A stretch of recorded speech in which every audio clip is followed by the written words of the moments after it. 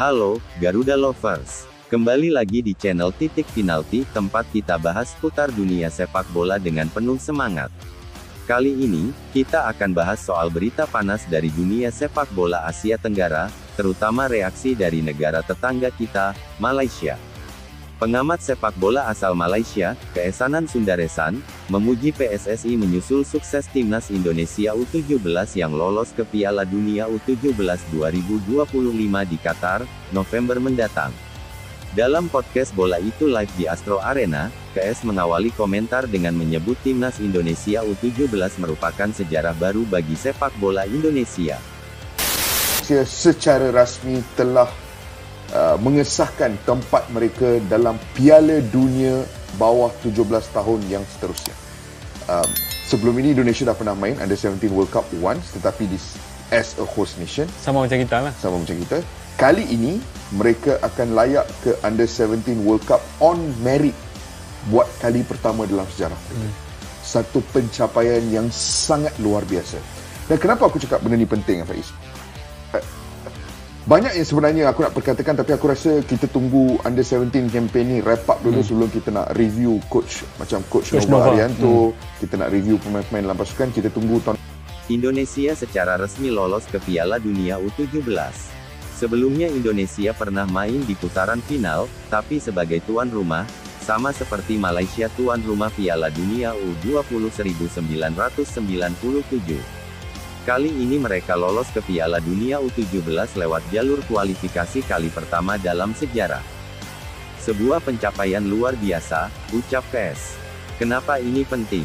Karena di fase di mana sepak bola Indonesia sering dituduh mengambil jalan singkat, terlalu bergairah melakukan jalan singkat hingga menaturalisasi banyak pemain dari Eropa untuk mengangkat martabat timnas lolos ke Piala Dunia Senior.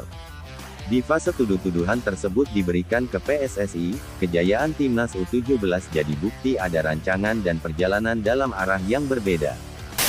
Teman wrap up dulu. Tetapi aku nak just sebut kenapa benda ni penting dan bermangkam bulu rumah aku adalah kerana di fasa yang mana bola sepak Indonesia sering dituduh mengambil jalan singkat.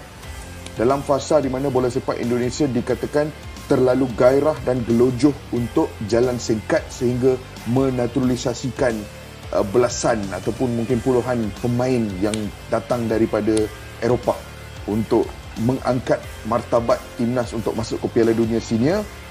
Di fasa perkara tersebut, tuduhan-tuduhan tersebut diberikan kepada PSSI. Kejayaan ini membuktikan bahawa ada perancangan dan juga perjalanan yang berlaku dalam direction dan angle yang berbeza. Tim senior adalah tim senior, dengan proyek terstruktur mereka. Tapi di tim usia muda, ada proyek jangka panjang yang sedang berjalan, ucap KS. Ini bukan sesuatu berlaku kebetulan, ini bukan sesuatu hasil tiba-tiba muncul, tapi hasil usaha dan kerja keras yang dilakukan sebelumnya. Senior team is senior team dengan projek short term mereka, tetapi at the younger age level ada satu projek jangka masa lama yang sedang berlaku. Ini bukan sesuatu yang berlaku secara random, ini bukan sesuatu yang akan berlaku just like that.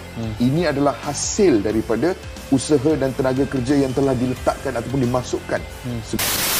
Coach Nova adalah salah satu pelatih terbaik di Indonesia. Dia berhasil meneruskan warisan guru-guru sebelumnya, dan membawa Indonesia menciptakan sejarah besar. Ini momen penting, karena berarti perjalanan sepak bola Indonesia saat ini bukan hanya jangka pendek, tapi juga jangka panjang, kata KS menambahkan. Belum ini, Coach Nova is really highly rated di Indonesia. One day kita akan bersembang pasal dia. Sangat highly rated, dan dia telah meneruskan legasi guru-guru dia sebelum ini, dan membawa Indonesia mencipta satu sejarah yang besar. This is an important moment kerana ia menghantar message bahawa perjalanan bola sepak Indonesia pada ketika ini bukan untuk jangka masa pendek sahaja, but there is a long term game